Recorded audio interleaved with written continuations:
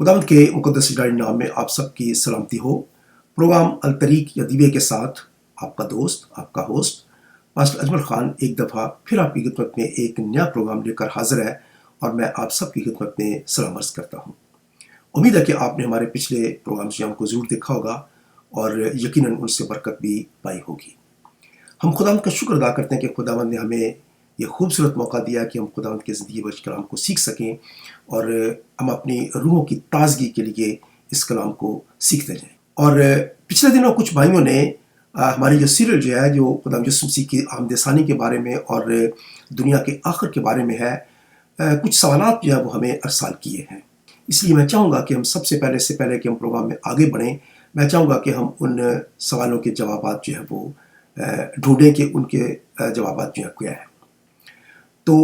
पिछली दफ़ा हमने देखा था कि पौलुस रसूल पहला थिस्सलुनीकियों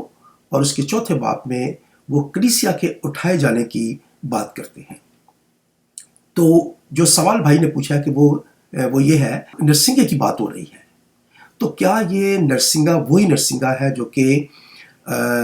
मुकाशफा की किताब में है, या सातवां नरसिंगा है, या ये नरसिंगा कोई और है। और फिर दूसरा सवाल उन्होंने ये पूछा है कि दूसरे थिस्सलुनीकियों के दूसरे बाब में लिखा है कि खुदावंद का दिन नहीं आएगा जब तक कि पहले बर्गिश्तगी ना हो और वो हलाकत का फर्जंद ज़ाहिर ना हो। तो क्या हम इसका मतलब ये लें कि खुदावंद का दिन जो है या रैप्चर जो है जो उस वक्त तक नहीं आएगा जब तक कि वो पहले बर्गिश्तगी ना हो और वो हलाकत का फर्जंद जो है वो ज़ाहिर ना हो। तो आज हम इन दो सवालों के जवाब जो है पहले ढूंढने की कोशिश करेंगे और फिर हम इससे आगे बढ़ते हुए अपने बाकी के प्रोग्राम को जो है वो करेंगे। तो पहली बात यह है कि जब हम थिस्सलुनीकियों के ख़त में हम देखते हैं तो मेरे साथ देखें पहला थिस्सलुनीकियों और उसका चौथा बाब और उसकी हम 16-17 आयत में जब पढ़ते हैं तो यहाँ पे लिखा है, क्योंकि खुदावंद खुद आसमान से ललकार और मुकर्रब फरिश्ता की आवाज़ और खुदा के नरसिंगे के साथ उतर आएगा, और पहले तो वो जो मसीह में मुए जी उठेंगे, फिर हम जो जिंदा बाकी होंगे उनके साथ बादलों पर उठाए जाएंगे, ताकि हवा में खुदावंद का इस्तकबाल करें और इस तरह हमेशा खुदावंद के साथ रहेंगे। तो पहली बात यह कि यहाँ पे हम इस रैप्चर में या कलीसिया के उठाए जाने में हम तीन चीज़ें हम देखते हैं। पहली बात यह कि यहाँ पे लिखा हुआ है कि खुदावंद खुद आसमान से ललकार, और फिर दूसरी चीज है मुकर्रब फरिश्ता की आवाज, और फिर नंबर 3 खुदा के नरसिंगे के साथ उतर आएगा। तो यहाँ पे तीन चीजों का जिक्र किया गया है। खुदावंद यीशु मसीह खुद ललकार के साथ आएंगे, मुकर्रब फरिश्ता की उसके साथ आवाज होगी, और फिर उसके साथ तीसरी एक और चीज जो है वो नरसिंगे की आवाज जो है वो होगी। अब अगर देखें तो पहली बात यह कि खुदावंद की ललकार,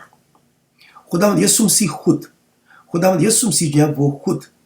आसमान से नीचे आएंगे ताकि वो अपने दुल्हन को जो है वो लेकर जा सकें, या कलीसिया को जो है वो आसमान पर लेकर जा सकें। तो यहाँ पे हमने इससे पहले हमने देखा है कि सबसे पहले वो जो सो गए हैं, या वो ईमानदार जो इस वक्त से पहले जितने भी ईमानदार हैं, खुदावंद यीशु मसीह के आसमान पर जाने से पहले, आसमान पे जाने के बाद से जितने भी ईमानदार हैं वो सबसे पहले जी उठेंगे, और फिर जो बाकी यहाँ पे होंगे या उस वक्त मौजूद होंगे ईमानदार, वो सब के सब जो है वो एक सेकंड के अंदर बदल जाएंगे। तो यहाँ पे सबसे पहली बात यह कि खुदावंद के जो आने की बात है, और फिर लिखा है कि खुद उनकी ललकार। तो यहाँ पे हम देखते हैं कि जब खुदावंद यीशु मसीह ने लाजर को जिंदा किया तो खुदावंद यीशु मसीह ने उसकी कब्र के बाहर खड़े होकर कहा था कि लाजर बाहर आ जा, और लाजर जो है वो बाहर आ गया, वो जिंदा हो गया। तो खुदावंद यीशु मसीह की पुकार जो है या उसकी ललकार से मुराद ये है कि खुदावंद यीशु मसीह जब आएंगे तो वो पुकारेंगे, तमाम जितने भी ईमानदार सो गए हैं वो पुकारेंगे कि वो सब के सब जो है वो उठ जाएं या जाग जाएं, और जितने भी ईमानदार उस वक्त होंगे जो सो गए हैं वो तमाम के तमाम जो है वो अपनी कब्रों में से जिंदा बाहर आ जाएंगे। तो आइए मेरे साथ देखें यूहन्ना रसूल की मार्फत लिखी गई इंजील, उसका 5वां बाब और उसकी 25वीं आयत से मैं पढ़ता हूँ। यहाँ पे लिखा है, میں تم سے سچ کہتا ہوں کہ وہ وقت آتا ہے، بلکہ ابھی ہے،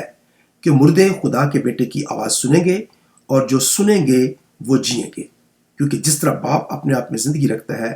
اسی طرح اس نے بیٹے کو بھی یہ بخشا ہے کہ اپنے آپ میں زندگی رکھے، بلکہ اسے عدالت کا بھی اختیار بخشا، اس لیے کہ وہ آدم ذات ہے۔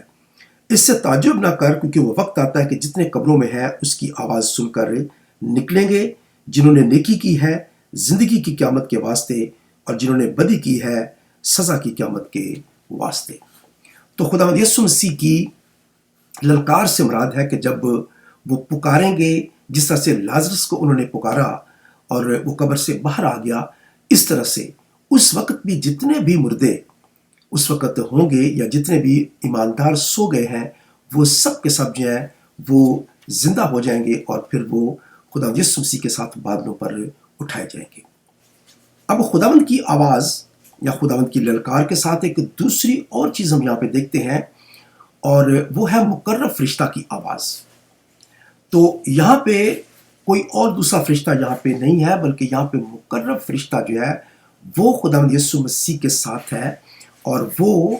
اس بات کا اعلان کرتا جا رہا ہے، یا اس بات کو دہراتا جا رہا ہے کہ خداوند یسوع مسیح آ رہے ہیں۔ خداوند یسوع مسیح جو ہے وہ آ رہے ہیں، اور ان کی کلیسیا جو ہے وہ تیار ہو جائے، وہ جانے کے لیے تیار ہو جائیں، اور اس طرح سے پھر نرسنگے کی آواز آتی ہے جو کہ خداوند کا نرسنگا ہے، اور پھر یہ تینوں چیزیں ہم دیکھتے ہیں کہ یہ مل کر اس بات کی طرف اشارہ کرتی ہیں کہ خداوند کی للکار جو کہ مردوں کو زندہ کرنے کے لیے ہے، اور پھر مقرب فرشتہ کی آواز جو اس بات کا اعلان ہے کہ خداوند یسوع مسیح زمین کی طرف آ رہے ہیں، اور پھر تیسری بات خداوند کا نرسنگا جو ہے وہ پھونکا جاتا ہے، جس کا مطلب ہے کہ اب کلیسیا کو جمع ہونے کا سگنل دیا جا رہا ہے، اور کہا جا رہا ہے کہ کلیسیا جو ہے وہ جمع ہو جائے۔ دوسری چیز اس کے ساتھ جو ہے وہ ہے نرسنگے کی بات، جس کے بارے میں بھائی نے پوچھا ہے کہ کیا یہ نرسنگا جو ہے یہ وہی نرسنگا ہے جو مکاشفہ کی کتاب میں ہے، یا اس کے ساتھ میں باب میں آخری نرسنگا یا ساتواں نرسنگا ہے۔ تو پہلی بات یہ ہے کہ ہمیں پرانے عہد نامہ کے اندر خاص طور پر نرسنگوں کا ذکر ملتا ہے، اور نرسنگے جو ہیں یہ خاص موقع پر جو ہے یہ پھونکے جاتے تھے، اور ان کا ہر ایک دفعہ پھونکنے کا ایک مقصد ہوتا تھا۔ اس طرح سے نئے عہد نامے میں بھی جو ہے ہمیں نرسنگوں کے بارے میں بتایا گیا ہے، اور پھر مکاشفہ کی کتاب میں بھی آگ جا کر ہمیں نرسنگوں کے بارے میں بتایا گیا ہے، جہاں پہ مختلف واقعات کو یا مختلف ٹائمز میں نرسنگے جو ہیں وہ پھونکے گئے ہیں، اور سب نرسنگوں کا ایک ہی مطلب نہیں ہے۔ تو یہاں پہ جو نرسنگے کی بات کی گئی ہے وہ مکاشفہ کا نرسنگا نہیں ہے، کیونکہ مکاشفہ کا نرسنگا جو ہے وہ ایک فرشتہ جو ہے وہ پھونکتا ہے، لیکن یہاں پہ جو نرسنگا ہے اس کو کہا گیا ہے کہ خداوند کے نرسنگے کی آواز۔ تو یہاں پہ جو نرسنگا ہے یہ خداوند کا نرسنگا ہے، اور یہ نرسنگا جو ہے یہ اگر ہم دیکھیں پرانے عہد نامے میں، میرے ساتھ دیکھیں خروج کی کتاب میں اور اس کے 19ویں باب میں، تو اس میں ہم دیکھ سکتے ہیں کہ خدا نے موسیٰ سے کہا کہ بنی اسرائیل قوم سے کہہ کہ میں کوہ سینا پر اتروں گا، اور میں تم سے بات چیت کروں گا، اور ان سب کو کہا کہ وہ پہاڑ کے گرد جو ہے وہ جمع ہو جائے، اور خداوند نے یہ بھی کہا کہ تم ان کو کہنا کہ وہ پاک صاف ہو کر آئیں، کیونکہ ایسا نہ ہو کہ خدا کا غضب بھڑکے اور وہ بھسم ہو جائے۔ تو آگے جا کر ہم دیکھتے ہیں کہ 16ویں آیت میں لکھا ہے، جب تیسرا دن آیا تو صبح ہوتے ہی بادل گرجنے اور بجلی چمکنے لگی، اور پہاڑ پر کالی گھٹا چھا گئی، اور کرلا کی آواز بہت بلند ہوئی، اور سب لوگ ڈیروں میں کانپ گئے، اور موسیٰ لوگوں کو خیمہ گاہ سے باہر لایا کہ خدا سے ملائے، اور وہ پہاڑ سے نیچے آ کھڑے ہوئے، اور کوہ سینا اوپر سے نیچے تک دھوئیں سے بھر گیا، کیونکہ خداوند شعلہ میں ہو کر اس پر اترا، اور دھواں تنور کے دھوئیں کی طرح اوپر کو اٹھ رہا تھا، اور وہ سارا پہاڑ زور سے ہل رہا تھا۔ اور جب کرلا کی آواز نہایت ہی بلند ہوئی تو موسیٰ بولنے لگا، اور خدا نے آواز کے ذریعہ سے اسے جواب دیا۔ تو یہاں پہ ہم دیکھ سکتے ہیں کہ یہ خدا کا نرسنگا ہے، جو پہلی بات یہ کہ بنی اسرائیل قوم کو پاس بلانے کے لیے تھا، اور دوسری بات ہے کہ یہ نرسنگا جو ہے یہ کوئی فرشتہ نہیں پھونک رہا ہے، بلکہ یہ خدا کی طرف سے یہ نرسنگا پھونکا جا رہا ہے، اور ہم نہیں جانتے ہیں کہ اس نرسنگے کی آواز کہاں سے آ رہی تھی، لیکن یہ اتنا لکھا ہوا ہے کہ یہ نرسنگا اتنا زیادہ زور سے تھا کہ اس کی وجہ سے لوگ جو ہے وہ کانپ رہے تھے۔ اور پھر یہ اس نرسنگے کی آواز جو ہے وہ بلند سے بلند ہوتی جاتی تھی، بلند سے بلند ہوتی جاتی تھی۔ تو میں سمجھتا ہوں کہ یہ یہاں پہ جو خداوند کے نرسنگے کی بات کہی گئی ہے پہلے تسلنکیوں کے خط میں، تو یہ خداوند کے اس نرسنگے کی بات کہی جا رہی ہے کہ جب نرسنگا پھونکا جائے گا تو اس وقت یہ اشارہ ہوگا کہ وہ تمام ایمانداروں کو اپنے پاس بلا رہا ہے، یا خداوند یسوع مسیح جو ہے وہ للکار کی آواز کے ساتھ مردوں کو زندہ کر رہے ہیں، اور خدا کے نرسنگے کی آواز اس بات کا سگنل ہے کہ اس وقت ایماندار جو ہیں وہ سب کے سب جو ہیں وہ اکٹھے ہو جائیں۔ تو یہ نرسنگے جو ہے یاد رکھیں کہ یہ ایک دفعہ نہیں، یہ بار بار جو ہے یہ نرسنگے آتے ہیں، اور یہ بار بار ان کا ذکر کیا گیا ہے۔ اس لیے ہم کبھی بھی یہ نہ سمجھیں کہ یہ ایک ہی واقعہ ہے یا ایک ہی جگہ پر یہ نرسنگے کا ذکر کیا گیا ہے۔ اس کے بعد ہم دیکھ سکتے ہیں کہ دو اور چیزیں ہمیں نظر آتی ہیں۔ اگر ہم دیکھیں گنتی کی کتاب میں، میرے ساتھ دیکھیں گنتی کی کتاب اور اس کا 9واں باب اگر آپ دیکھیں تو یہاں پہ ہم دیکھ سکتے ہیں کہ خداوند نے جب بنی اسرائیل قوم کو کوچ کرنے کا حکم وہ دیتے تھے، جب بھی بنی اسرائیل قوم جو ہے وہ ایک جگہ سے دوسری جگہ کوچ کرتے، جب خداوند کو کہتا کہ تم ایک جگہ پر ٹھہرے رہو، تو اس کے لیے دو قسم کے اشارے جو ہیں وہ استعمال کیے جاتے تھے۔ پہلا اشارہ جو تھا وہ بادل کا اشارہ تھا۔ جب بنی اسرائیل قوم جو ہے وہ کسی ایک جگہ پر ٹھہر جاتے تو بادل ان کو وہاں پہ رکنے کے لیے کہتا تھا، جو کہ پاک روح کا نشان تھا کہ پاک روح جو ہے وہ وہاں پہ رکا رہتا، یا وہ بادل جو ہے وہ خدا کی حضوری کا نشان تھا یا خدا کے جلال کا نشان تھا۔ تو وہ اس بات کا نشان تھا کہ بنی اسرائیل قوم وہاں پہ رکے رہے، اور جب وہ بادل وہاں سے ہلتا تھا یا وہاں سے وہ سفر کرتا وہ آگے روانہ ہوتا تھا، تو پھر بنی اسرائیل قوم کو پتہ چل جاتا تھا کہ اب ہمارے کوچ کا وقت جو ہے وہ آ گیا ہے، اور ہمیں اب یہاں سے آگے کوچ کرنا ہے۔ اس کے علاوہ ہم دیکھ سکتے ہیں کہ خدا نے موسیٰ سے کہا کہ وہ دو نرسنگے جو ہے وہ بنائے، اور یہ چاندی کے دو نرسنگے تھے جن کو مختلف اوقات میں مختلف کاموں کے لیے جو ہے وہ پھونکا جاتا تھا، اور ان کو خاص طور پر اس وقت پھونکا جاتا تھا جب کوچ کرنے کا وقت ہوتا تھا۔ تو جب پہلا نرسنگا پھونکا جاتا تو اس سے ظاہر ہوتا تھا کہ اپنی تیاری کر لیں، پھر اس کے بعد دوسرا نرسنگا پھونکا جاتا تو اس کا مطلب ہوتا تھا کہ اب آپ بالکل تیار رہو، کوچ کرنے کا وقت آ گیا ہے۔ اور پھر اس طرح سے تیسرا چوتھا جب آخری نرسنگا پھونکا جاتا تھا تو اس سے مراد یہ ہوتی تھی کہ اب آپ نے کوچ شروع کر دینا ہے۔ تو اگر آپ دیکھیں یہاں پہ میرے ساتھ میں گنتی کی کتاب اور اس کے 9ویں باب میں اس کی 22ویں آیت سے پڑھتا ہوں، یہاں پہ لکھا ہے، اور جب تک وہ ابر مسکن پر ٹھہرا رہتا، خواہ 2 دن یا 1 مہینہ یا 1 برس ہو، تب تک بنی اسرائیل اپنے خیموں میں مقیم رہتے اور کوچ نہیں کرتے تھے، پر جب وہ اٹھ جاتا تو وہ کوچ کرتے تھے، غرض وہ خداوند کے حکم سے مقام کرتے اور خداوندی کے حکم سے کوچ کرتے تھے، اور جو حکم خداوند موسیٰ کی معرفت دیتا وہ خداوند کے اس حکم کو مانا کرتے تھے۔ تو یہاں پہ ہم دیکھ سکتے ہیں کہ جب تک بادل جو ہے وہ خیمہ اجتماع کے اوپر جو ہے وہ رکا رہتا، اس وقت تک بنی اسرائیل قوم بھی اس مقام پر رکے رہتے، بھلے یہ 1 دن کی بات ہو یا بھلے یہ 1 مہینے کی بات ہو یا بھلے 1 سال کی بات ہو۔ تو بعض اوقات یہ بادل جو ہے یہ کئی سال تک جو ہے یہ ایک ہی جگہ پر جو ہے یہ رکا رہتا تھا، لیکن جیسے یہ بادل اٹھتا تھا تو اس کا مطلب ہوتا تھا کہ اب کوچ کرنے کا وقت آ گیا ہے۔ اور یہ بات ہم دیکھ سکتے ہیں کہ جب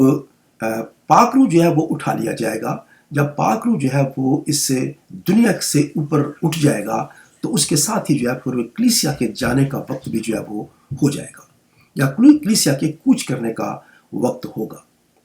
اور آگے جا کر ہم دیکھتے ہیں 10ویں باب کی پہلی آیت سے، اور خداوند نے موسیٰ سے کہا کہ اپنے لیے چاندی کے 2 نرسنگے بنوا، وہ دونوں گھڑ کر بنائے جائیں، تو ان کو جماعت کے بلانے اور لشکروں کے کوچ کے لیے کام میں لانا۔ تو یہ 2 چیزوں کے لیے بھی کام کرتے تھے کہ تو جماعت کے بلانے اور لشکروں کے کوچ کے کام میں لانا۔ اس کا مطلب ہے کہ جب بنی اسرائیل قوم کو خیمہ اجتماع کے پاس بلانا ہو तो उस वक्त भी नरसिंगा जो है वो फूंका जाता था, और फिर जब कूच करने का वक्त आता था तो उस वक्त भी नरसिंगा जो है वो फूंका जाता था। तो नरसिंगे हम देख सकते हैं कि बाइबल मुक़द्दस के अंदर मुख्तलिफ मकामात पर मुख्तलिफ औकात में मुख्तलिफ मकासद के लिए इस्तेमाल किए जाते थे। और यहाँ पे भी हम उस नरसिंगे को जो कि मुकाशफा की किताब में है उसको पहले तस्लीकियों और उसके चौथे बाब में हम उसको नहीं देखते हैं, बल्कि ये नरसिंगा जो है ये खुदावंद का नरसिंगा है, जो कि खुरूज की किताब में हम देखते हैं कि खुदावंद ने जब बनी इसराइल कौम को अपने पास बुलाना चाहा तो उस वक़्त नरसिंगे की आवाज़ जो है वो खुदा की तरफ से आई और बनी इसराइल कौम जो है वो पहाड़ के पास जमा हो गए। और इसी तरह से हम देख सकते हैं कि जब बादल उठ जाता था तो बनी इसराइल कौम जो है वो कूच करते थे। तो शायद इसी तरह से हम देख सकते हैं कि जब पाखरू जो है वो उठा लिया जाएगा तो फिर कलीसिया जो है उसके जाने का वक्त जो है वो हो जाएगा या कूच का वक्त जो है वो आ जाएगा। और फिर हम ये भी देख सकते हैं कि नरसिंगे जो है वो कलीसिया को बुलाने के लिए यहाँ पे इस्तेमाल की जा रहे हैं, और फिर नरसिंगा जो है यहाँ पे कूच करने के लिए भी इस्तेमाल किया जा रहा है। तो किसी भी तरीके से हम देखें तो ये नरसिंगा जो है ये वो नरसिंगा नहीं है जो कि हमें मुकाशफा की किताब में नजर आता है, क्योंकि वहाँ पे एक फरिश्ता जो है वो नरसिंगा फूंकता है। तो आइए दूसरा सवाल की तरफ चलते हैं, जहाँ पे थिस्सलुनीकियों की कलीसिया के नाम लिखे गए खत उसके दूसरे बाब में लिखा गया कि खुदावंद का दिन उस वक्त तक नहीं आएगा जब तक कि पहले बरगिश्तगी ना हो और वो हलाकत का फरसान ज़ाहिर ना हो। तो ख्याल ये किया जा रहा है कि शायद पहले बरगिश्तगी होगी, पहले वो हलाकत का फरजांद आएगा, उसके बाद खुदावंद का दिन आएगा या उसके बाद रैप्चर होगा। तो देखें कि रैप्चर जो है वो चाहे 7 साल से पहले हो या दरमियान में हो या वो आखिर में जाके हो, असल मकसद यह है कलीसिया की तैयारी का। तो कलीसिया को तैयार रहने की बात है, कलीसिया को तैयार होने की ज़रूरत है ताकि वो आसमान पर जा सके। लेकिन यहाँ पे हम क्लैरिफिकेशन के लिए हम इन आयात को देखते हैं कि यहाँ पे इनका क्या मानी है। तो मेरे साथ देखें दूसरा थिस्सलुनीकियों उसका दूसरा बाब और उसकी पहली आयत से मैं पढ़ता हूँ। यहाँ पे लिखा है, ए भाइयों, हम अपने खुदावंद यीशु मसीह के आने और उसके पास अपने जमा होने की बाबत तुमसे दरख्वास्त करते हैं कि किसी रूह या कलाम या ख़त से जो गोया हमारी तरफ से हो, ये समझ कर के खुदावंद का दिन आ पहुंचा है, तुम्हारी अक्ल दफ्तन परेशान ना हो जाए और तुम ना घबराओ। तो अब यहाँ पे एक बात आपको मैं क्लियर करता चलूँ कि सबसे पहली बात यह कि पौलुस रसूल ने अपना पहला ख़त जो है वो जब थिस्सलुनीकियों की कलीसिया को लिखा तो उसमें उन्होंने रैप्चर का जिक्र किया था, जहाँ पर उन्होंने कहा था कि कलीसिया जो है वो आसमान पर उठाई जाएगी। तो उठाए जाने के लिए लफ्ज़ जो है वहाँ पे रैप्चर इस्तेमाल किया गया है, जो कि ग्रीक वर्ड रैप्चरो से है, जिसका मतलब है कि उठाया जाना। तो पौलुस रसूल जो है उन्होंने जब अपने पहले ख़त में इस बात का जिक्र किया तो कलीसिया ने यह समझा कि ये दिन बहुत जल्द आ जाएगा, ये बहुत जल्द दिन ये आएगा कि हम खुदावंद यीशु मसीह के पास यहाँ से चले जाएंगे, क्योंकि वो समझते थे कि पौलुस रसूल ने जब ये कहा है कि हम सब बादलों पर उठाए जाएंगे तो इसका मतलब है कि पौलुस रसूल भी उनमें शामिल है। लेकिन पौलुस रसूल ने यहाँ पे जब हम का लफ्ज़ इस्तेमाल किया तो वहाँ पे ईमानदारों की बात की जा रही है। तो थिस्सलुनीकियों की कलीसिया जो है उन्होंने ये ख्याल किया कि हम शायद गलत हैं या कि रैप्चर जो है वो पौलुस रसूल ने कहा था कि होगा, लेकिन रैप्चर तो हुआ नहीं है और हम तो आसमान पर नहीं उठाए गए हैं। तो दूसरी वजह ये हो सकती है कि वहाँ पे किसी शख्स ने पौलुस रसूल के नाम से कोई ख़त लिखा हो या किसी ने यह खबर दी हो कि पौलुस रसूल ने ऐसी बात कही है कि ये वक्त बहुत जल्द आने वाला है। तो जिसकी वजह से पौलुस रसूल को जब ये खबर मिली तो उन्होंने फिर इस बात का जवाब देने के लिए ये दूसरा ख़त जब लिखा है तो इस बात का उन्होंने इसमें जिक्र किया है, और वो पहले ख़त का ही जिक्र करते हुए यहाँ पे लिखते हैं कि ए भाइयों, हम अपने खुदावंद यीशु मसीह के आने और उसके पास अपने जमा होने की बाबत तुमसे दरख्वास्त करते हैं कि किसी रूह या कलाम या ख़त से जो हमारी तरफ से हो, ये समझ कर के खुदावंद का दिन आ पहुंचा, तुम्हारी अक्ल दफतन परेशान ना हो जाए और ना तुम घबराओ। तो पौलुस रसूल ने यह कहा है कि जो कुछ मैंने पहले तुमको लिखा था ये मत समझो कि वो दिन जो है वो कुछ दिनों में आ जाएगा, बहुत जल्द आ जाएगा, بلکہ اگر ہماری طرف سے کوئی بھی خط تمہیں آتا ہے یا کوئی بھی آ کر تمہیں کہتا ہے کہ مجھے روح نے بتایا ہے یا مجھے ایسا کہا ہے، تو کسی طرح سے بھی اس بات کا یقین نہ کرو، کیونکہ پولس رسول کہتے ہیں کہ میں تمہیں بتاتا ہوں کہ وہ ٹائم ابھی نہیں آیا ہے، بلکہ یہ ٹائم بہت دور ہے، اور وہ ٹائم جب آئے گا تو اس وقت پہلے جو ہے وہ برگشتگی ہوگی، اور اس کے بعد پھر جا کر اصل مخالف مسیح جو ہے جب آئے گا تو پھر جو ہے وہ خداوند کا دن جو ہے وہ آئے گا۔ تو وہ ایک یہاں پہ بڑی پکچر جو ہے وہ یہاں پہ دکھا رہے ہیں، اور ان کو یہ کہہ رہے ہیں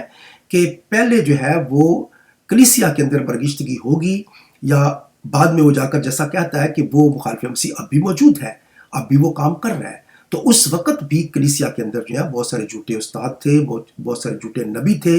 جو غلط تعلیم دے رہے تھے اور خداوند یسوع مسیح کی مخالفت کرتے تھے۔ تو وہ اس بات کا ذکر کرتے ہیں پولس رسول کہ یہ اب بھی مخالفت کام کر رہی ہے، لیکن یہ اس وقت ہوگا جب مخالف مسیح جو ہے وہ پرسنلی یہاں پہ اس دنیا کے اندر ظاہر ہو جائے گا، تو اس کے بعد پھر خداوند کا دن آئے گا۔ تو اب سوال یہ پیدا ہوتا ہے کہ کیا یہ خداوند کا دن جسے ہم کہتے ہیں، تو کیا یہ خداوند کا دن جو ہے یہ خدا یسوع مسیح کے ریپچر کا دن ہے، یا پھر یہ کوئی اور دن ہے؟ تو بائبل مقدس کے اندر اگر ہم دیکھیں تو خداوند کا دن جو ہے وہ پرانے عہد نامے میں بھی نظر آتا ہے، اور پھر نئے عہد نامے میں بھی آ کر ہمیں نظر آتا ہے۔ تو پرانے عہد نامے میں اس کا واضح مطلب جو تھا وہ خداوند کا دن جب ہم کہتے ہیں تو وہ عدالت کا دن تھا، وہ آخری دن تھا، جیسا کہ میرے ساتھ اگر آپ دیکھیں یسایا نبی کا صحیفہ اس کا 13واں باب اگر ہم دیکھیں تو وہاں پہ لکھا ہوا ہے، میرے ساتھ دیکھیں یسایا نبی کا صحیفہ اس کا 13واں باب اور اس کی 9ویں آیت میں لکھا ہے، دیکھو خداوند کا وہ دن آتا ہے جو غضب میں اور قہر شدید میں سخت اور درشت ہے، تاکہ ملک کو ویران کرے اور گناہ گاروں کو اس پر سے نیست و نابود کر دے، کیونکہ آسمان کے ستارے اور کواکب بے نور ہو جائیں گے، اور سورج طلوع ہوتے ہوتے تاریک ہو جائے گا، اور چاند اپنی روشنی نہ دے گا۔ تو یہاں پہ خداوند کا دن جسے کہا گیا ہے وہ بنیادی طور پر جو ہے وہ خداوند کا روز عظیم، خداوند کا انتقام کا دن اسے کہا گیا ہے۔ تو جب ہم کہتے ہیں خداوند کا دن تو یہ خدا کی عدالت ہوگی، خدا کی کا یہ وہ دن ہوگا جس دن خدا جو ہے وہ اپنا غضب جو ہے وہ نازل کرے گا۔ تو پرانے عہد نامے میں ہمیں بار بار اس بات کا نظر آتا ہے کہ خداوند کا دن جو ہے وہ دن ہے جب خدا عدالت کرے گا، قوموں پر اپنی عدالت کرے گا۔ اور پھر نئے عہد نامے میں آ کر اس کے خداوند کے دن کے بہت سارے ڈفرینٹ معنی یہاں پہ بتائے گئے ہیں، جس طرح سے پولس رسول جو ہے وہ بہت جگہ پر وہ کہتے ہیں کہ خداوند یسوع مسیح کا دن، پھر وہ کہتے ہیں خداوند کا دن، پھر وہ کہتے ہیں کہ مسیح کا دن۔ تو یہ تمام حوالات جات جو ہیں میں آپ کو بتا دیتا ہوں۔ تو یہاں پہ پہلا کرنتھیوں 5:5، دوسرا کرنتھیوں 1:14، پہلا کرنتھیوں پہلا باب اور اس کی 7 سے 8ویں آیت، فلپیوں 1 باب کی 6 آیت اور پھر 10ویں آیت، اور پھر فلپیوں 2 باب کی 16 آیت۔ تو وہاں پہ اگر یہ دیکھیں گے تو پولس رسول جو ہے وہ اس دن کو خداوند یسوع مسیح کا دن کہتے ہیں۔ تو خداوند یسوع مسیح کا دن کون سا دن ہے؟ یہ مختلف جگہ پر یہ مختلف معنی جو ہے وہ دیتا ہے۔ اسی طرح سے خداوند کا دن جو ہے جب ہم کہتے ہیں تو یہ بھی مختلف جگہوں پر جو ہے یہ مختلف معنی جو ہے یہ دیتا ہے۔ تو پولس رسول تسلنیکیوں کی کلیسیا کو یہ خط لکھتے ہوئے وہ پہلے خط کا جو ہے وہ ذکر کرتے ہیں اور کہتے ہیں کہ پہلا خط جو تم کو ملا تھا یا جب میں تمہارے پاس تھا تو میں تم سے یہ باتیں کہا کرتا تھا، تو ایسا نہ سمجھو کہ یہ دن جو ہے یہ کچھ دنوں کے اندر یہ آ جائے گا، بلکہ یہ ایک لمبا عرصہ ہے، اور اس عرصے میں خداوند کا دن جب آئے گا تو اس وقت اس سے پہلے برگشتگی جو ہے وہ ہوگی۔ تو یہاں پہ پولس رسول جو ہے وہ خداوند کے دن کو اس دن سے شروع کرتے ہیں جس دن ریپچر ہوگا۔ تو خداوند کا دن اس وقت شروع ہوگا اور پھر یہ دن چلتا جائے گا، اور اس کا اینڈ جو ہے وہ عدالت میں ہوگا، اور جب خداوند اپنا انتقام جو ہے وہ لے گا یا قوموں کو جو ہے ان کی عدالت کرے گا۔ تو اس کا مطلب ہے کہ خداوند کا دن یا انتقام کا دن جو ہے وہ مختلف معنوں میں استعمال کیا گیا ہے۔ کئی جگہوں پر جو ہے یہ خداوند کا دن جو ہے یہ ریپچر کے لیے استعمال کیا گیا ہے، اور کئی جگہ پہ یہ دن خداوند کے انتقام کے لیے یا اس کی آخری عدالت کے لیے استعمال کیا گیا ہے۔ اور یہاں پہ پولس رسول بڑی پکچر جو ہے وہ یہاں پہ دکھا رہے ہیں کہ وہ کہتے ہیں کہ وہ دن نہیں آئے گا، خداوند کا دن جو ہے وہ نہیں آئے گا جب تک کہ پہلے برگشتگی نہ ہو اور ہلاکت کا فرزند ظاہر نہ ہو۔ اور پھر وہ اس کی کئی نشانیاں جو ہیں وہ بتاتے ہوئے کہتے ہیں کہ یہ تمام چیزیں جو ہیں یہ ہونا ضروری ہے۔ ایک بات یہاں پہ بتاتا چلوں کہ کلیسیا کے اٹھائے جانے سے لے کر اور پھر دنیا کی عدالت ہونے یا تمام جتنے بھی خدا کا غضب ہے وہ دنیا پہ آئے گا، دنیا کی عدالت ہوگی اور پھر خدا یسوع مسیح کی 1000 سالہ بادشاہی شروع ہوگی، تو یاد رکھیں کہ یہ ایک بالکل مختصر سا وقت ہے۔ یہ تقریباً 7 سال کا وقفہ ہے اور یہ بہت جلد جو ہے یہ ختم ہوگا اور تمام چیزیں جو ہیں وہ ایک کے بعد دوسری جو ہے وہ آتی جائے گی۔ اور پھر اس کے بعد ہم دیکھ سکتے ہیں کہ دنیا کا آخر جو ہے وہ ہو جائے گا۔ اور یہی بات جو ہے یہ ہم دیکھتے ہیں کہ خدا یسوع مسیح کے شاگردوں نے پوچھا تھا کہ تیرے آنے اور پھر دنیا کے آخر ہونے کی کیا نشانیاں ہیں۔ تو دنیا کے آخر ہونے سے مراد جو ہے، یاد رکھیں کہ یہ کلیسیا کے اٹھائے جانے کے بہت زیادہ دیر بعد نہیں ہے، بلکہ یہ بہت جلد جو ہے یہ ہو جائے گا جب یہ دنیا جو ہے یہ اس کی عدالت کی جائے گی اور پھر دنیا جو ہے وہ خاتمے کی طرف چلی جائے گی۔ تو میرے خیال میں اب آپ کو ان دونوں سوالوں کا جواب جو ہے وہ مل گیا ہوگا اور یقیناً آپ اس بات کو سمجھ گئے ہوں گے۔ تو آئیے اب واپس ہم چلتے ہیں اپنے اسی موضوع کی طرف جہاں پہ ہم نے پچھلی دفعہ ہم نے چھوڑا تھا اور ہم نے دیکھا تھا کہ کس طرح سے کلیسیا کی تیاری کے لیے جو ہے وہ خدا یسوع مسیح نے کہا ہے۔ اور ہم نے پچھلی دفعہ دیکھا تھا کہ مکاشفہ کی 7 کلیسیاؤں کو خدا یسوع مسیح نے تنبیہ کی ہے، انہوں نے سجیشن دی ہیں کہ آپ اپنے آپ کو درست کر لو، اپنے آپ کو ٹھیک کر لو۔ اور پھر آخر میں خدا یسوع مسیح نے ہر دفعہ ایک ہی بات کہی ہے اور وہ ہے کہ اگر تم غالب ہوگے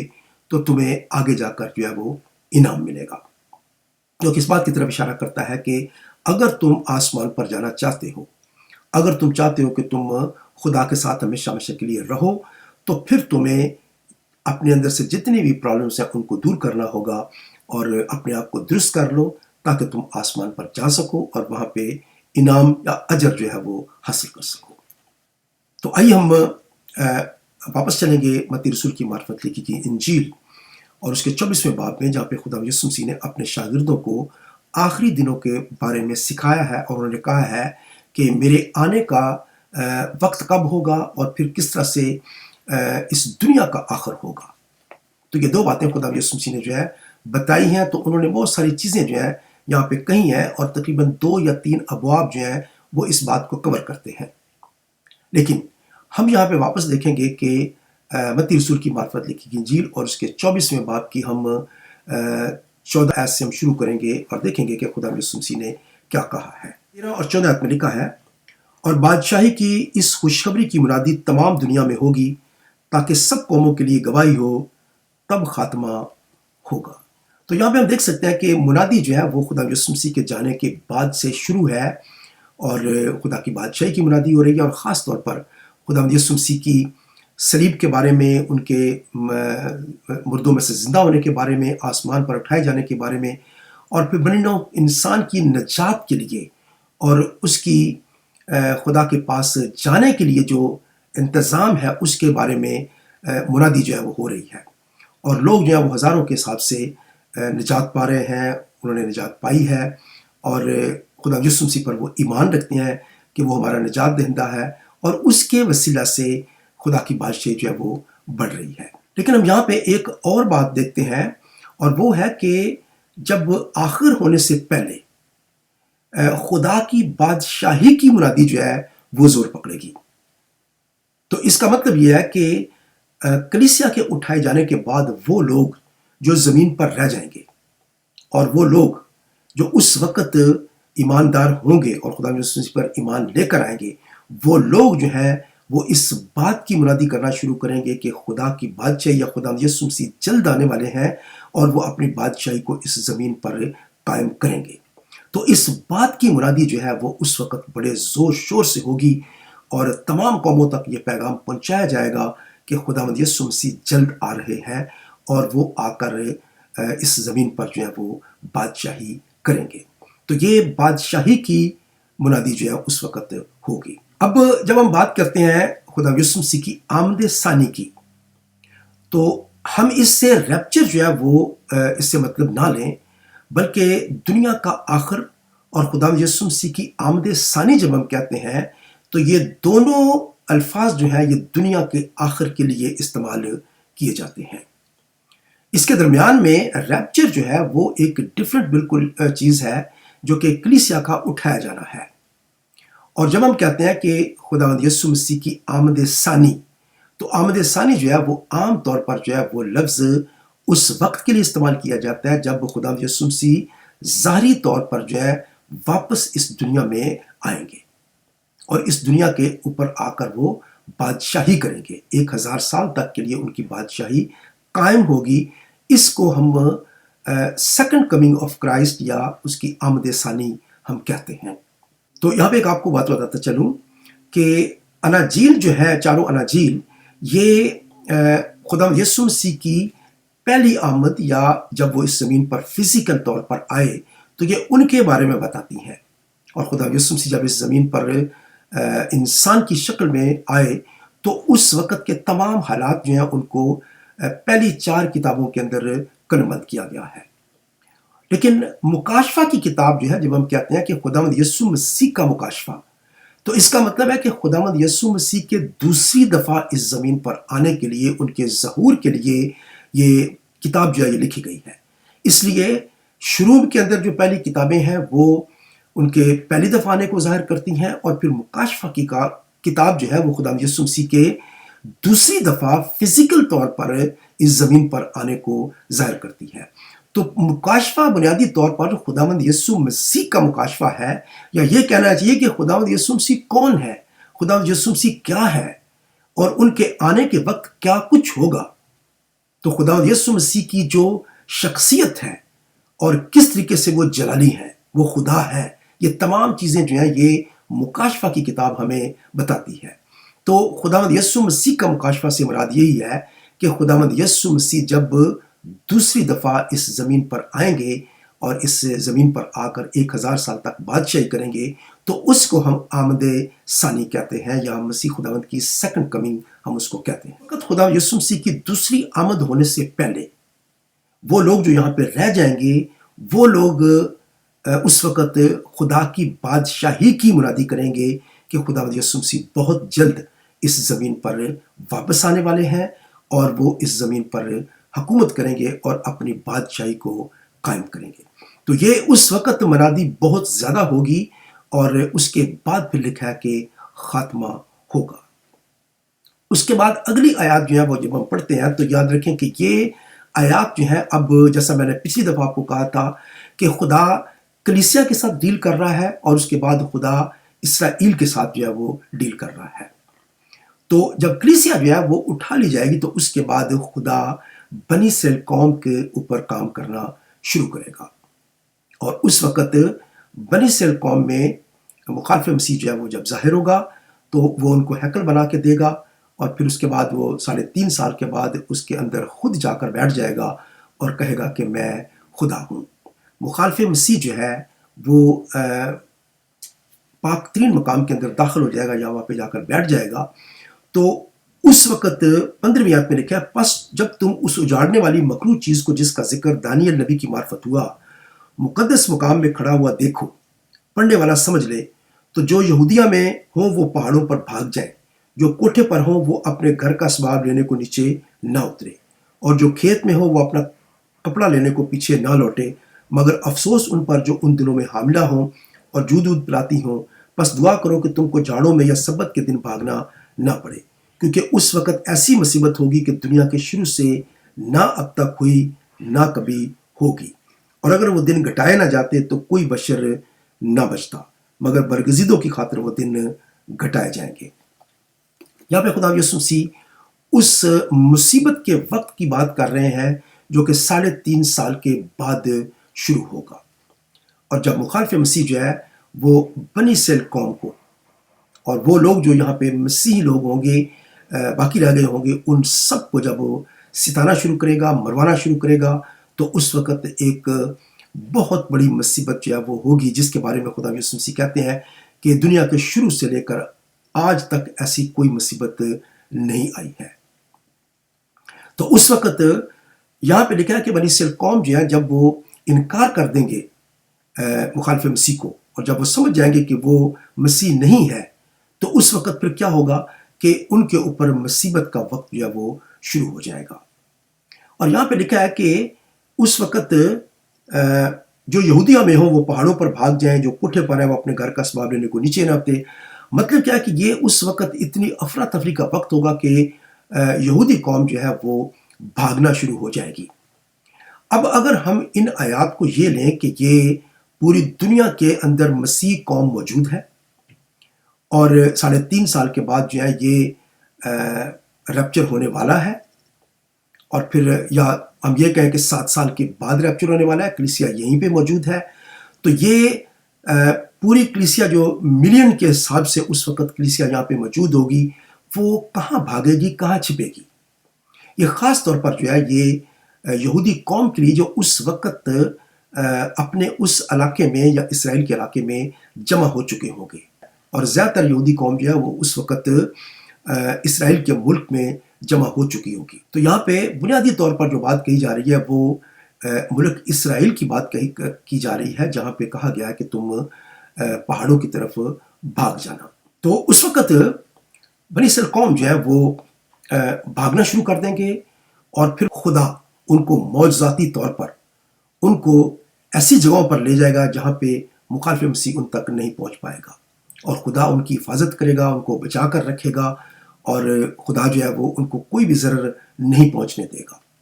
تو خدا ان کی حفاظت نگہبانی کرے گا۔ لیکن اسی طرح سے دوسری اور جگہوں پر، جتنی جگہوں پر یہودی قوم ہوگی یا وہ مسیحی جو رہ گئے ہیں زمین پر وہ ہوں گے، تو ان سب کے لیے بڑا مصیبت کا یہ وقت ہوگا،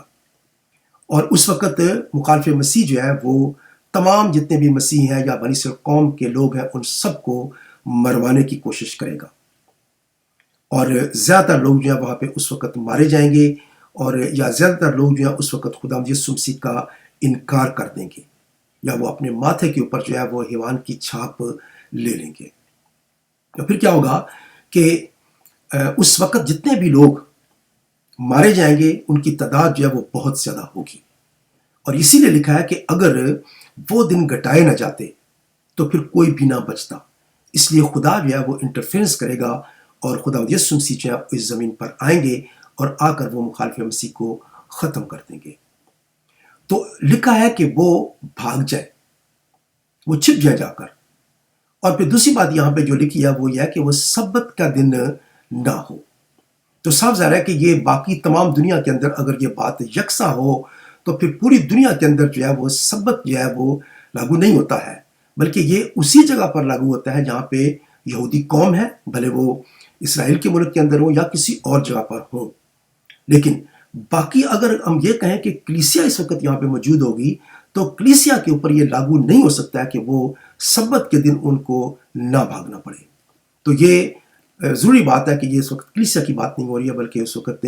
یہودی قوم کی جو ہے وہ بات ہو رہی ہے کہ وہ سبت کے دن ان کو بھاگنا نہ پڑے۔ اس کے بعد ہم دیکھتے ہیں آگے جا کر کہ 23 پہ لکھا ہے، اس وقت اگر کوئی تم سے کہے کہ دیکھو مسیح یہاں ہے یا وہاں ہے تو یقین نہ کرنا، کیونکہ جھوٹے مسیح اور جھوٹے نبی اٹھ کھڑے ہوں گے اور ایسے بڑے نشان اور عجیب کام دکھائیں گے کہ اگر ممکن ہو تو برگزیدوں کو بھی گمراہ کر لیں۔ تو یہاں پہ بتایا گیا کہ اس وقت یہ حال ہوگا کہ بہت سارے لوگ یہ کہیں گے کہ مسیح خدا فلاں جگہ پہ آ گیا ہے، مسیح خدا فلاں جگہ پہ موجود ہے۔ تو خدا یسوع مسیح نے کہا کہ تم کسی کی بات کا یقین نہ کرنا،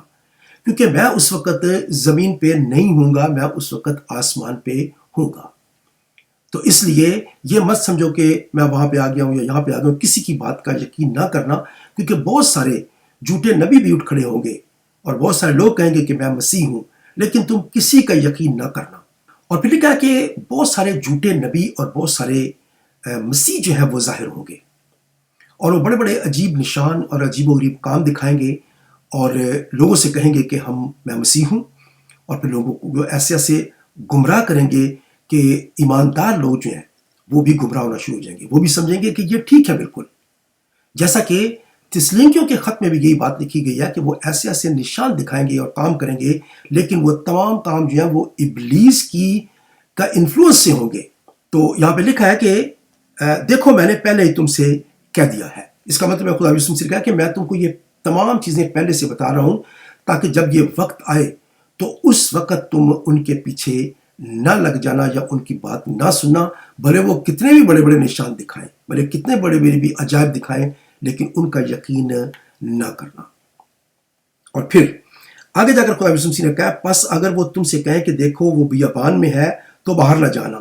یا دیکھو وہ کوٹڑیوں میں ہے تو یقین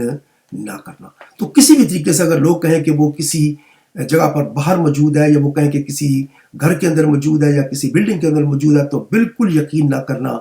کہ وہ مسیح ہے۔ اور پھر اگلی آیت میں خدا یسوع مسیح نے بتایا ہے کیونکہ جیسے بجلی پورب سے کوند کر پچھم تک دکھائی دیتی ہے، ویسے ہی ابن آدم کا آنا ہوگا، جہاں مردار ہے وہاں گدھ جمع ہو جائیں گے۔ تو یہاں پہ خدا یسوع مسیح نے بتایا ہے کہ میرا آنا جو ہے وہ کیسے ہوگا، یہ ایسے ہوگا جیسے بجلی پورب سے کوند کر پچھم تک دکھائی دیتی ہے۔ اس کا مطلب ہے کہ یہ واقعہ جو ہوگا یہ پوری دنیا اس کو جو ہے وہ دیکھ سکے گی، اور یہ واقعہ جو ہے یہ ایسا واقعہ ہے کہ خدا یسوع مسیح پورے جاہ و جلال کے ساتھ، حشمت کے ساتھ وہ اس زمین پر جو ہے وہ ظاہر ہوں گے۔ اور یہ وقت کیسا ہے، اس کے بارے میں ہمیں آگے جا کر جو بات بتائی گئی ہے وہ بہت امپورٹنٹ ہے، اور وہ سیکھنے والی بات ہے، جہاں پہ خدا یسوع مسیح نے کہا ہے جہاں مردار ہے وہاں گدھ جمع ہو جائیں گے۔ یہاں پہ خدا یسوع مسیح نے ایک یہودی محاورہ استعمال کیا ہے جو اس طرح سے ہے کہ جہاں مردار ہے وہاں گدھ جمع ہو جائیں گے۔ یہ محاورہ جو ہے اس کے معنی یہ ہے کہ جہاں پہ کرپشن ہوتی ہے، یہاں پہ برائی ہے، یہاں پہ موت ہے، بدبو ہے، وہاں پہ گدھ جو ہے وہ آٹومیٹکلی جمع ہو جاتے ہیں، جس کے معنی یہ تھے اس محاورے کے کہ جہاں پہ کرپشن ہوگی، یا آپ کہہ سکتے ہیں کہ جہاں پہ بدبو ہے، موت ہے، انسان جو ہے وہ روحانی طور پر مر گئے ہوئے ہیں اور ان کے اندر سے بدبو اٹھ رہی ہے، اور وہاں پہ روحانی کرپشن ہے، تو وہاں پہ عدالت کا ہونا ضروری ہے۔ تو یہ اس وقت کو ظاہر کرتا ہے جب خدا یسوع مسیح آئیں گے اور وہ عدالت کریں گے۔ اس وقت قوموں کے اوپر جو ہے وہ عدالت ہوگی، اور اس وقت جو ایماندار ہوں گے ان کو جو ہے وہ اجر دیے جائیں گے، اور جو بے ایمان لوگ ہوں گے یا جنہوں نے خدا یسوع مسیح کا انکار کیا تھا، یا وہ لوگ جو خدا یسوع مسیح کے مخالف تھے، ان سب کی وہاں پہ عدالت ہوگی۔ تو یہاں پہ جو بات لکھی گئی ہے کہ جہاں پہ مردار ہے وہاں پہ گدھ آ جائیں گے، تو اس کا مطلب ہے کہ جہاں پہ کرپشن ہوگی، موت ہوگی، وہاں پہ عدالت ہونا ضرور ہے۔ تو یہ اس بات کی طرف اشارہ کرتا ہے کہ خدا یسوع مسیح، یہ اس وقت کی بات ہو رہی ہے جب خدا یسوع مسیح آئیں گے، اور پھر آ کر وہ بنی اسرائیل قوم کو، وہ جو لوگ باقی رہ جائیں گے ان کو وہ بچا لیں گے، اور پھر اس طرح سے ان کی 1000 سالہ بادشاہی جو ہے وہ اس کے بعد شروع ہو جائے گی، اور قوموں کی عدالت جو ہے وہ ہوگی۔ اور پھر آگے جا کر لکھا ہے اور فوراً ان دنوں کی مصیبت کے بعد سورج تاریک ہو جائے گا اور چاند اپنی روشنی نہ دے گا، اور ستارے آسمان سے گریں گے، اور آسمانوں کی قوتیں ہلائی جائیں گی، اور اس وقت ابن آدم کا نشان آسمان پر دکھائی دے گا، اور اس وقت زمین کی سب قومیں چھاتی پیٹیں گی اور ابن آدم کو بڑی قدرت اور جلال کے ساتھ آسمان کے بادلوں پر آتے دیکھیں گے، اور وہ نرسنگے کی بڑی آواز کے ساتھ اپنے فرشتوں کو بھیجے گا، اور وہ اس کے برگزیدوں کو چاروں طرف سے آسمان کے اس کنارے سے اس کنارے تک جمع کریں گے۔ اس کے بعد خدا یسوع مسیح نے جو بات پہلے کہی ہے اس کو اب انہوں نے واضح طور پر، یا اس کی تفصیل جو ہے وہ بیان کی ہے کہ یہ ہوگا کیسے۔ اور اس بات کے لیے انہوں نے یہاں پہ 3 آیات کے اندر انہوں نے اس بات کو وضاحت کے ساتھ پیش کیا ہے، اور کہا ہے کہ فوراً ان دنوں کی مصیبت کے بعد، اس کا مطلب یہ ہے کہ جس وقت وہ 3.5 سال جو مصیبت کا زمانہ ہے، وہ زمانہ جو ہے وہ ختم ہونے والا ہوگا، یا اس کا اینڈ ہوگا، تو اس وقت کیا ہوگا کہ سورج تاریک ہو جائے گا، اور چاند اپنی روشنی نہ دے گا، اور ستارے آسمان سے گریں گے، اور آسمانوں کی قوتیں ہلائی جائیں گی۔ یسایا نبی کی کتاب میں ہم نے پڑھا تھا اس کے 13واں باب کی 9ویں آیت میں کہ خداوند کا عظیم دن جب آئے گا تو اس وقت آسمان کی قوتیں ہلائی جائیں گی، چاند ستارے جو ہیں وہ بے نور ہو جائیں گے، روشنی نہ دیں گے. تو اس وقت لکھا ہے کہ اس وقت خداوند کا روز عظیم یا عدالت کا دن جو ہے وہ آئے گا. تو یہ دن خداوند یسوع مسیح کا جو ہے یہ عدالت کا دن ہے. اگر آپ چاہتے ہیں تو آپ واپس اس کو دیکھ لی سکتے ہیں میرے ساتھ میں، یسایا نبی کا صحیفہ اس کا 13واں باب اور اس کی 9ویں آیت میں لکھا ہے، دیکھو خداوند کا وہ دن آتا ہے جو غضب میں اور قہر شدید میں سخت درشت ہے، تاکہ ملک کو ویران کرے اور گناہ گاروں کو اس پر سے نیست و نابود کر دے. کیونکہ آسمان کے ستارے اور کواکب بے نور ہو جائیں گے اور سورج طلوع ہوتے ہوتے تاریک ہو جائے گا اور چاند اپنی روشنی نہ دے گا. تو یہ خداوند کے اس عظیم دن کی طرف یا غضب کے دن کی طرف یا قہر شدید کی طرف اشارہ کرتا ہے. اور یہاں پہ ہم دیکھ سکتے ہیں کہ خدا یسوع مسیح نے اسی بات کا اشارہ کیا ہے کہ اب عدالت کا وقت جو ہے وہ آ گیا ہے، یا خداوند کے غضب کا دن جو ہے وہ آ گیا ہے، اور اس وقت ابن آدم کا نشان آسمان پر دکھائی دے گا. تو یہ ہے خداوند یسوع مسیح کی دوسری آمد جسے ہم کہتے ہیں، یا یہ کہنا چاہیے کہ خداوند یسوع مسیح نے یہاں پہ ظاہر کیا ہے کہ وہ آخر میں کس طرح سے ظاہر ہوں گے. اور لکھا ہے کہ ابن آدم کو بڑی قدرت اور جلال کے ساتھ آسمان کے بادلوں پر آتے دیکھیں گی. تو یہاں پہ تمام قومیں، زمین کی تمام قومیں جو ہیں وہ چھاتی پیٹیں گی اور کہیں گی کہ اب عذاب کا وقت آ گیا ہے، اب عدالت کا وقت آ گیا ہے، اب ہمارا فیصلہ ہونے والا ہے. اور اس وجہ سے تمام قومیں جو ہیں وہ چھاتی پیٹیں گی اور اس بات سے ڈریں گی کہ اب عدالت کا وقت جو ہے وہ نزدیک آ رہا ہے. اور پھر یہ بھی لکھا ہے کہ نرسنگے کی بڑی آواز کے ساتھ اپنے فرشتوں کو بھیجے گا اور وہ اس کے برگزیدوں کو چاروں طرف سے آسمان کے اس کنارے سے اس کنارے تک جمع کریں گے. تو یہاں پہ اب وہ لوگ جو یہاں پہ رہ گئے تھے، یا وہ لوگ جو خدا یسوع مسیح پر بعد میں ایمان لے کر آئیں گے وہ لوگ، اور پھر یہودی قوم میں سے پوری دنیا کے اندر جہاں جہاں بھی لوگ ہوں گے خداوند ان کو اپنے فرشتوں کو بھیجیں گے اور پھر وہ ان کو سب جگہوں سے اکٹھا کریں گے، اور پھر اس کے بعد عدالت ہوگی اور پھر دنیا کا آخر ہو جائے گا. تو یہاں پہ اب ڈیفرنٹ طریقہ کار ہے. یہاں پہ فرشتے جو ہیں وہ جگہ بجگہ جو ہے وہ جا رہے ہیں، وہ اب لوگوں کو جمع کر رہے ہیں. اب یہاں پہ نرسنگے جو ہے ان کا ڈیفرنٹ معنی ہو گیا ہے. اب یہاں پہ خداوند کا نرسنگا نہیں ہے، بلکہ یہاں پہ نرسنگے کی آواز سے یہ مراد ہے کہ وہ فرشتے جو ہیں وہ نرسنگے پھونکتے جا رہے ہیں تاکہ لوگوں کو جمع کرتے جائیں. اور پھر لوگوں کو جب جمع کر لیا جائے گا تو اس وقت پھر یہ تمام ایماندار جتنے بھی یہاں پہ رہ گئے ہوں گے، اور پھر وہ یہودی جو کہ اس وقت خدا یسوع مسیح پر ایمان لے کر آئیں گے، تمام کے تمام جو ہے وہ حفاظت کے ساتھ ایک جگہ پر جمع کر لیے جائیں گے. اور یہ تمام کے تمام لوگ جو ہوں گے یاد رکھیں کہ یہ اس زمین پر ہی رہیں گے اور یہ خدا یسوع مسیح کی 1000 سالہ بادشاہی میں شریک ہوں گے. اس کے بعد اگلی بات خدا یسوع مسیح نے جو کہی ہے وہ یہ ہے کہ اب انجیر کے درخت سے ایک تمثیل سیکھو. جو ہی اس کی ڈالی نرم ہوتی اور پتے نکلتے ہیں تم جان لو کہ گرمی نزدیک ہے. اسی طرح جب تم ان سب باتوں کو دیکھو تو جان لو کہ وہ نزدیک بلکہ دروازہ پر ہے. یہاں پہ خدا یسوع مسیح نے کچھ انڈیکیشن یہاں پہ دی ہے کہ وہ دن جو ہے وہ کب آئے گا، یا اس دن کے آنے کا نشان کیا ہوگا، یا وہ دن کتنا نزدیک ہوگا. تو یہاں پہ بعض اوقات یہ سمجھا جاتا ہے کہ یہ لکھا ہے کہ انجیر کے درخت سے ایک تمثیل سیکھو. تو یہاں پہ بعض اوقات یہ سمجھا جاتا ہے کہ یہ یہودی قوم کے بارے میں لکھا ہے کہ جب یہودی قوم جمع ہونا شروع ہو جائے تو سمجھ لو کہ وقت نزدیک آ گیا ہے. بے شک یہ ایک نشان یہاں پہ ہمیں نظر آتا ہے کہ جب یہودی قوم کی بات ہوتی ہے تو انجیر کے درخت کا ذکر ہمیں نظر آتا ہے. تو یہاں پہ یہ بات ہمیں نظر آتی ہے کہ یہودی قوم کا اکٹھا ہونا یا جمع ہونا اپنے ملک کے اندر اس بات کا ایک اشارہ ہے کہ وہ ٹائم جو ہے یا وقت جو ہے وہ نزدیک آ رہا ہے. لیکن اس کے ساتھ اگر ہم دیکھیں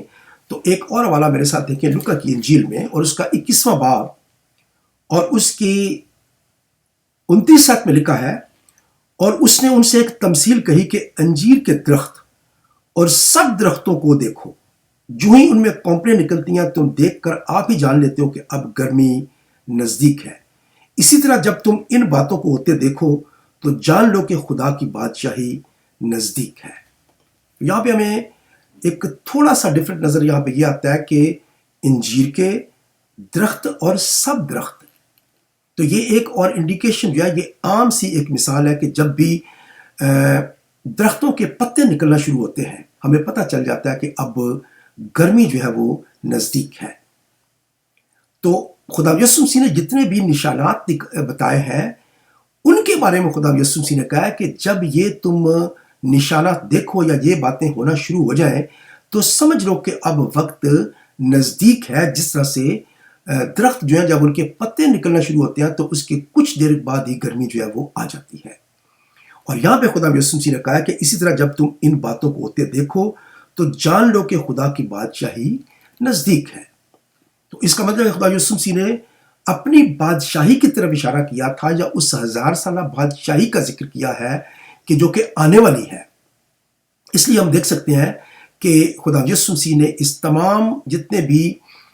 واقعے کو، یا اس تمام جتنا بھی سینیریو ہے، اس کو انہوں نے ایک